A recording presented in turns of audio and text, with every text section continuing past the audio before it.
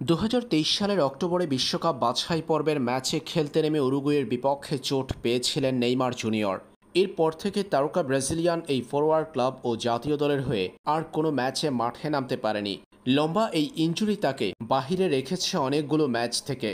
কিছুদিন আগে Neymar junior চোট কাটিয়ে ফিটনেস ফিরে পাওয়ার লড়াইয়ে ছিলেন। অনুশীলনে ফিরেছেন আল হিলালের।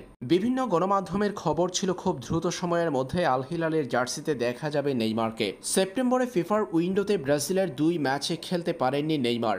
তবে আন্তর্জাতিক এই 2 ম্যাচ খেলতে না পারলেও ব্রাজিলিয়ান সুপারস্টারকে নিয়ে সুখবর দিয়েছে আল হিলাল। তবে এবার ব্রাজিলিয়ান সুপারস্টার ফিরেছেন আল হিলালের চ্যাম্পিয়ন্স লিগ স্কোয়াডে। নতুন মৌসুমে চ্যাম্পিয়ন্স লিগের যাত্রা শুরু করবে আল হিলাল আর মাত্র 5 দিন পর।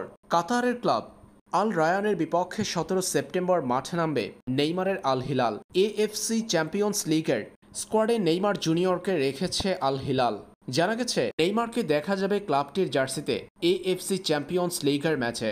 নিয়ম অনুযায়ী এএফসি চ্যাম্পিয়ন্স লিগ শুরুর 5 দিন আগে দলগুলো যে স্কোয়াড চূড়ান্ত করে সেটাই খেলতে পারে মৌসুমে। ব্রাজিলিয়ান সুপারস্টার যে ইনজুরি কাটিয়ে দ্রুত সময়ের মধ্যে ফিরছেন, সেজন্য তাকে স্কোয়াডে রেখেছে আল হিলাল। এর আগে আল হিলালের জার্সিতে কেবল 5 ম্যাচ খেলেছিলেন নেইমার। এরপরে ইনজুরিতে পড়তে হয়েছিল তাকে।